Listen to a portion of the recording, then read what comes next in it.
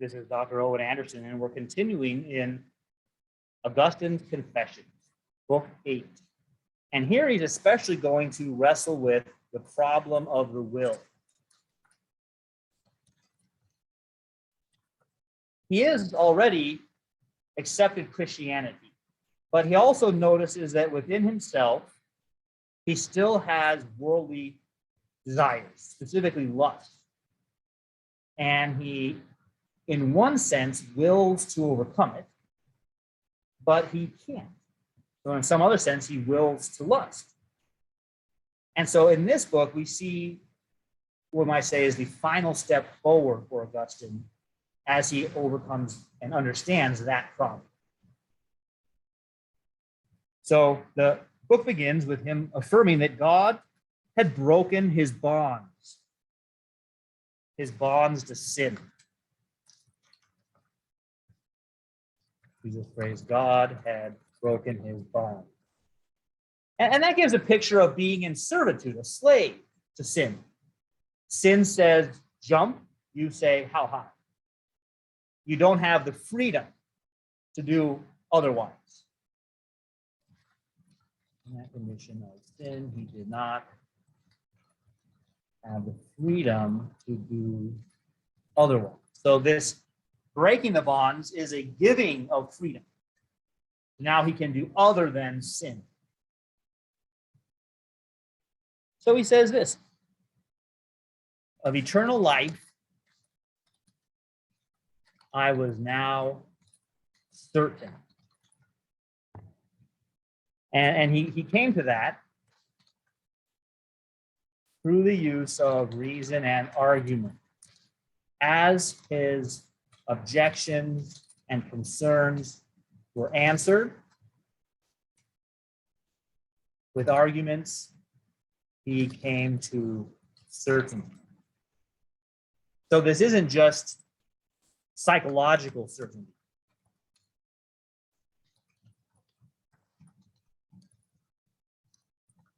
I feel certain that the Cardinals will have an undefeated season. I have no doubts in my mind, but I very well could be wrong.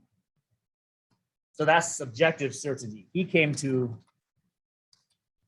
through sound arguments, objective certainty, which is really what we want. Subjective certainty is cheap, and anybody could get that. Any fool could be subjectively certain of absurd things. We want to have this. But he recognizes a problem. He still contains, he uses this phrase, old leaven. And this is a reference to an image from the Bible, either at Passover, when the Jewish people were to get all leaven out of their house, and it symbolizes the worldview of the Egyptians, or worldliness. And then in the New Testament, Jesus tells his disciples, beware the leaven of the Pharisees. Same imagery. False teaching. Beware of it. And they think, they argue among themselves, what are you talking about? I think he must mean that we didn't bring enough bread. And he says, do you still not understand, you have little faith? So he connects up having faith with understanding. So this old leaven of worldliness, including unbelief, not understanding,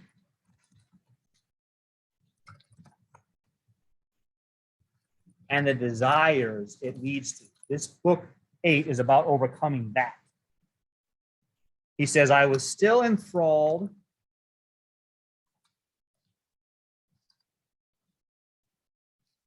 with lust.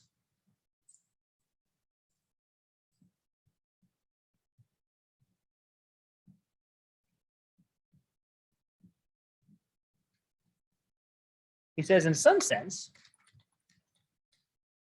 he had come out of vanity. He says, vain are all those who are ignorant of God. But he still had this weakness. And he does distinguish between marriage and lust. It is not anti-sex. It's sex outside the bounds of marriage. And there's some reasons why he doesn't want to get married.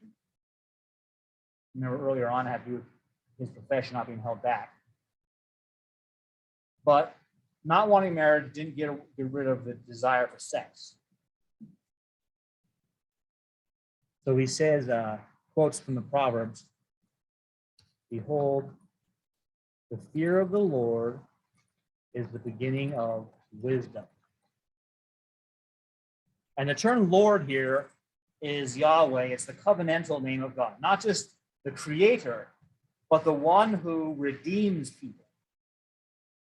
He's active in the world. He's doing things in the world, not just like a finger that knocks over the first domino and then you never hear from him again. So the fear of the Lord is the beginning of wisdom. Fearing not having redemption. So he begins talking to Simplicianus about another guy, Victorinus, who had been a rhetoric professor in Rome and a Platonist, and he ends up converting to Christianity. So he goes through that story and how Rome, the conversion of Victorinus, and how Rome itself had conquered Greece, but then been conquered by the gods of Greece, which it proudly displayed.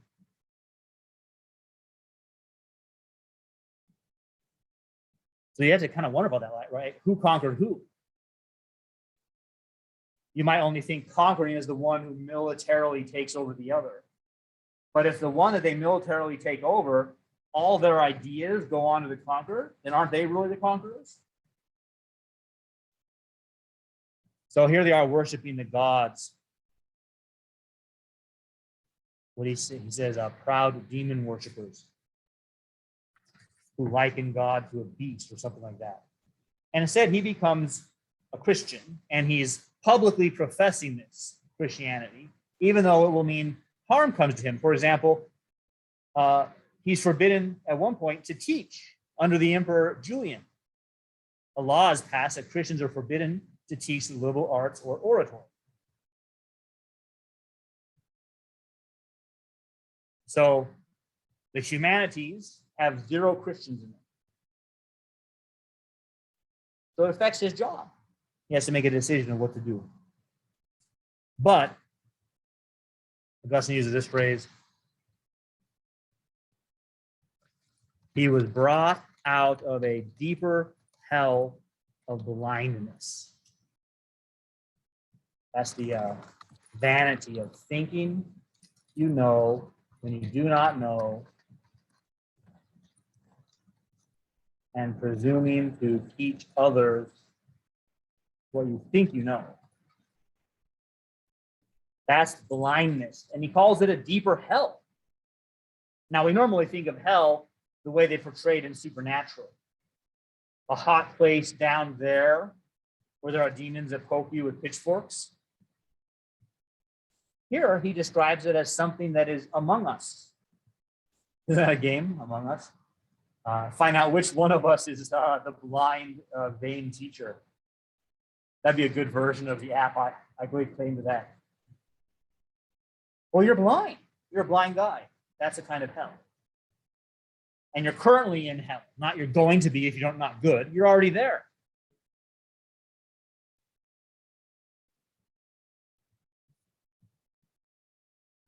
So he gets into this idea of the will. Last time he'd spoken about the habits he had. He had habits or customs that still had power over him, over his will. And that's what happens. You start something up, a vice of some kind, say lust. Well, I'll just look at this page, this webpage, this one time. And you go into it thinking you have free will. But pretty soon you don't have free will at all. You think you can take it or leave it, but soon you find you can't. and it's in control of you. And that's pretty well true of all the vices, right? Lust, drunkenness, lying, they all end up being your master, and you can't say no. That's why they're lucrative for the person peddling the vices. It's very lucrative because the people can't say no once they're got in. So he has this baggage that he's carrying. How can he ever get rid of it? So he has some sense in which he says, yeah, it'd be so much better for me if I could get rid of this baggage. But another sense in which he says, I just can't. I don't know what to do.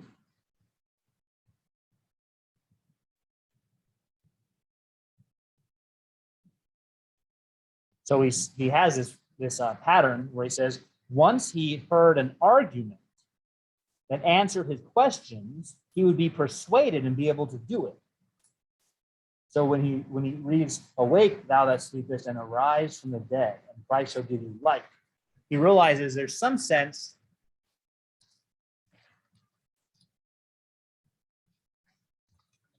and needs to be brought back to life by the light of Christ.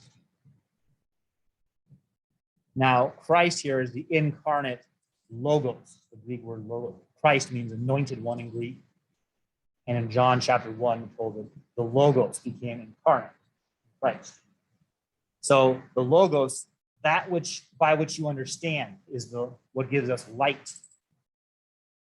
So he's asking for that understanding to overcome these past habits of sin that keep him in bondage.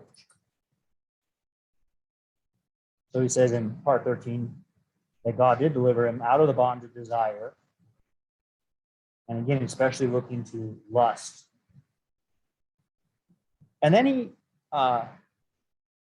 goes to see a countryman of his, also an African, who'd come to high office in the emperor's court, and talk with him about having given up lust. He was a Christian, was baptized, and often bowed himself before God in the church in frequent and continued prayers. And they got into a discussion of Anthony of the Desert, an Egyptian, famous Egyptian monk who left behind the things of this world, went into the desert.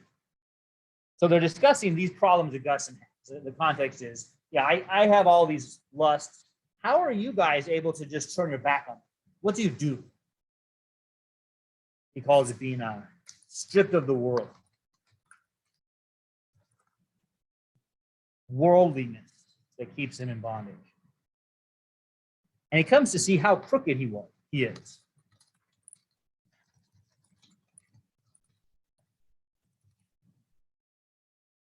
How foul,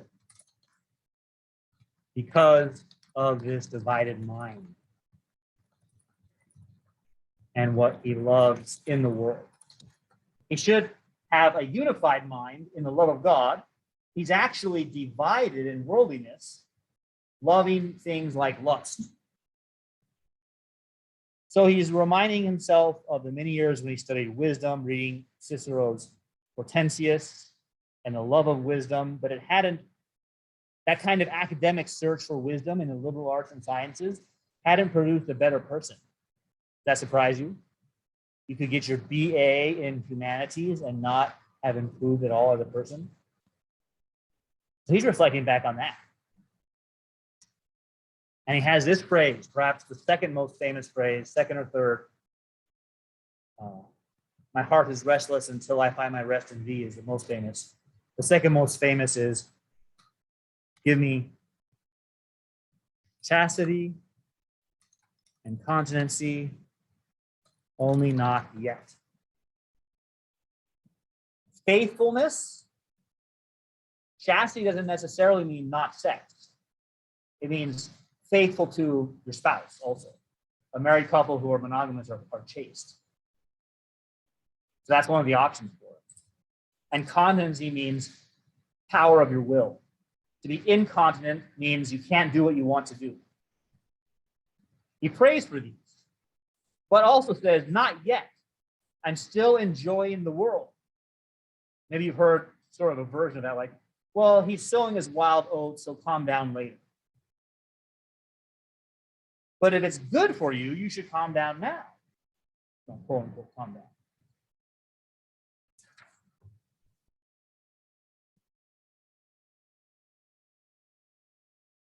So he gets now into this wrestling with the will here.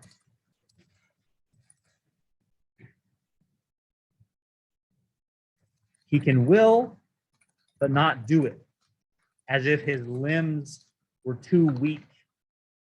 Right? Like you will to move your arm, but you had shoulder surgery and you can't move your arm.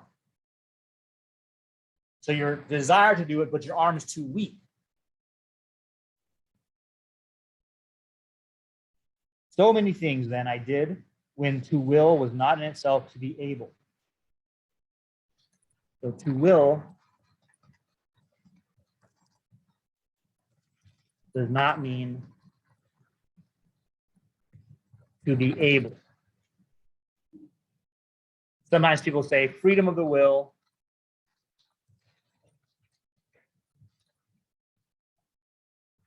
is the ability to do otherwise. And you say, no, that's not what it is.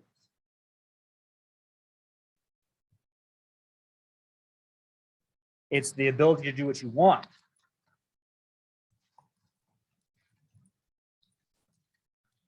A freedom to will.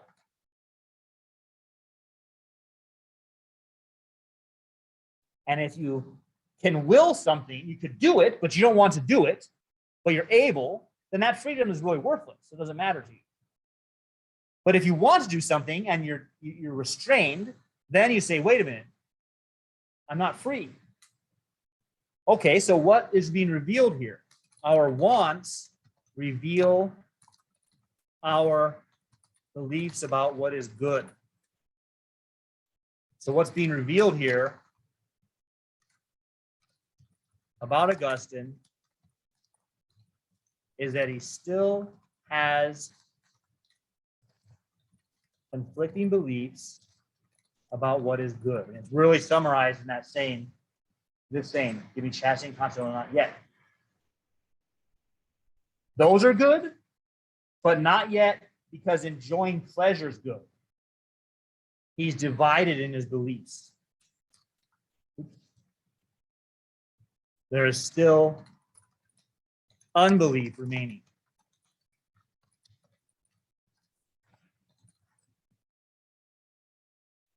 So he says, I was at strife within myself.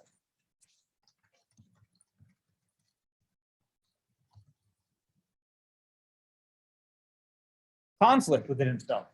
What he does, most people might say that about themselves. Yeah, I really want to reduce my sugar intake, but then I find myself eating sugar.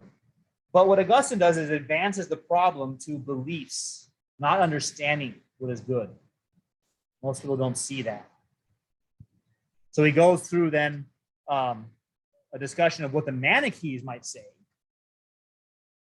Have you heard the story that there's two wolves inside each of you, and the one you feed the most is the one that wins? That's like the Manichean answer. There's good and evil inside both of us, and you fed one so it became stronger and the other one weaker. And you say, no, that's not true, because evil is not a thing. Evil is the absence or destruction of a thing.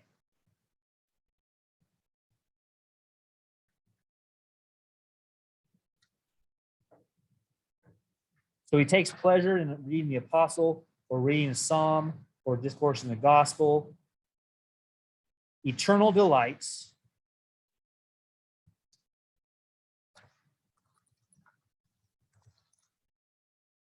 versus the pleasure of temporal goods,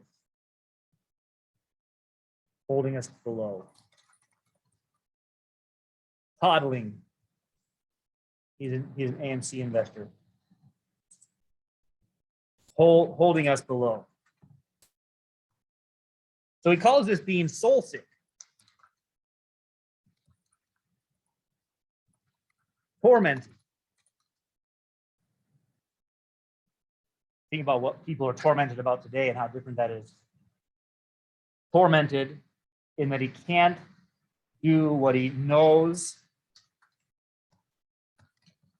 he should do.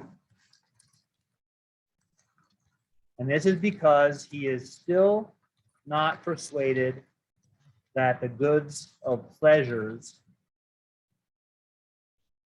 are finally harmful.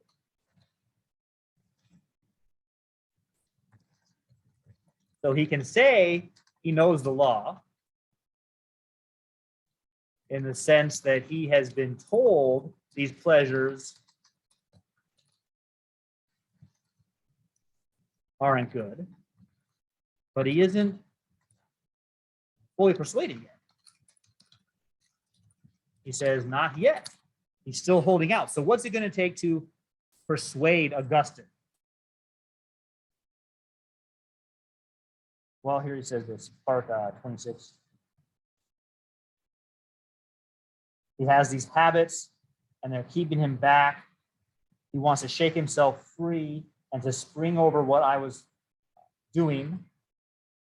A violent habit saying to me, thinkest thou canst live without me? His temptation. Thinkest thou that thou can live without me? Very similar to the temptation in the garden. You won't surely die. That's what it comes down to. If you do this, not only will you not die, you'll have a more enjoyable life. So what is at stake is the very definition of life. Is life the life of doing pleasures? Now, sometimes this could be taken in an otherworldly way. Sometimes a conflict is understood as pleasure now, this worldly, versus pleasure later, otherworldly, heaven. And so when he says eternal pleasures, someone could hear that in an otherworldly heaven way, like a deferred bank account.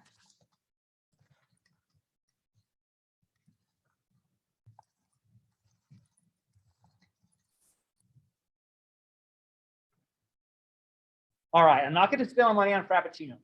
Every day I'll put that $7 in a bank account. And then at the end of college, after 4 years of not having $7 Frappuccinos every day, I'll have quite a bit of money that I can spend on Frappuccinos in grad school. That's not what he's doing, although that's a very common rubric for people's in religion. What he's doing is redefining life.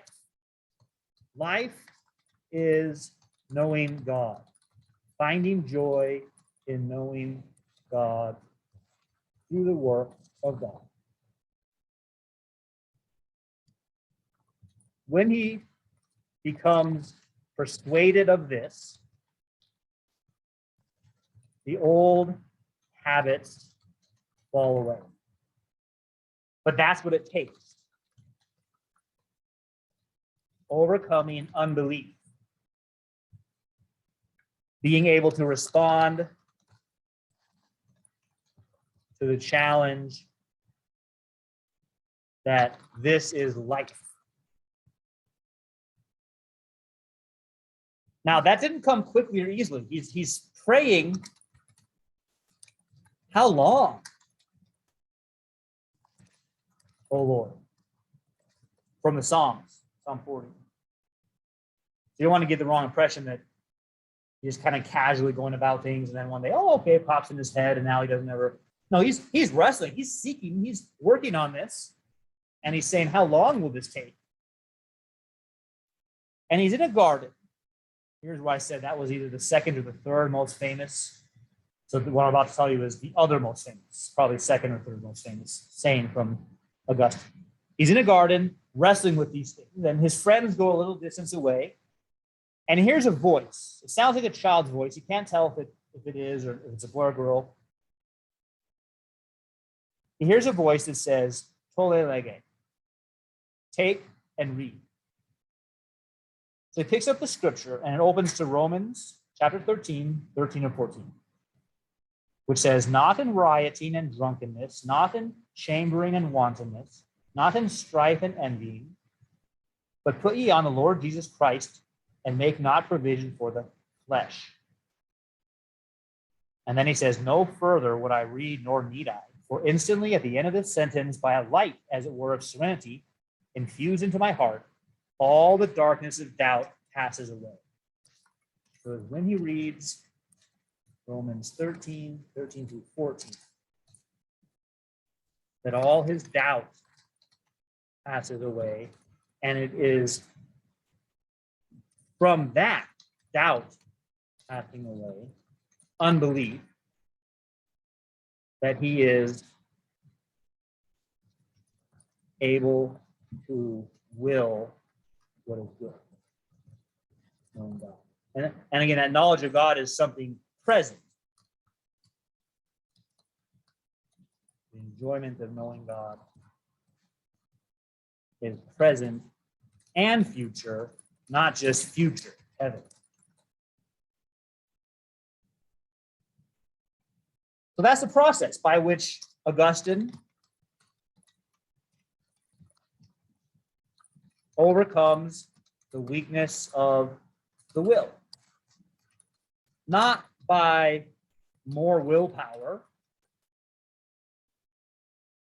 fight through it, get it done. I mean, there's times we have to do that in life, but that won't serve you in cases like this. So it's not by just more willpower. It's not by blind belief.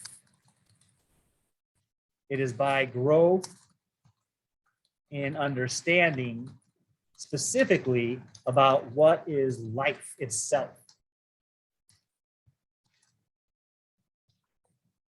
The temptation says, if you don't get into me, you don't have life.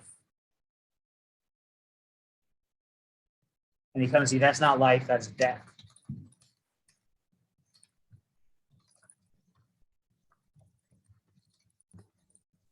Death and bondage. Freedom is only through being able to seek to know God. So by the end of chapter 8 now, he's not only gone from astrology and Manichaeanism to Platonism, he's gone to understanding why the scriptures are correct from Ambrose, but then still having a weak heart, a weak will. So by the end of book 8 now, we find Augustine having solved even that problem. So for him, the lusts fall away. He ends up not ever going on to get married. He no longer struggles with that problem. And this fulfills what Monica, remember Monica? This fulfills what she'd seen. She had this idea that she'd been promised that he would end up in the faith. And she dies. I think she was 56, he's 36, right around there. After, not like literally after that, but she does live long enough to see Augustine in the faith before she passes. So for us, that's a kind of unit, books 1 through 8, that tell this story of Augustine and the arguments he went through. Not simply going from blind belief to blind belief, but working through arguments that only some things are eternal, that the world was made very good, that evil is not a substance, it's the deprivation of being, harm to a being, to the nature of a thing. That the weakness of will is due to struggling still with unbelief about what is really good for you, and how to overcome that by having knowledge of what is life. So we'll end with book 8 for now.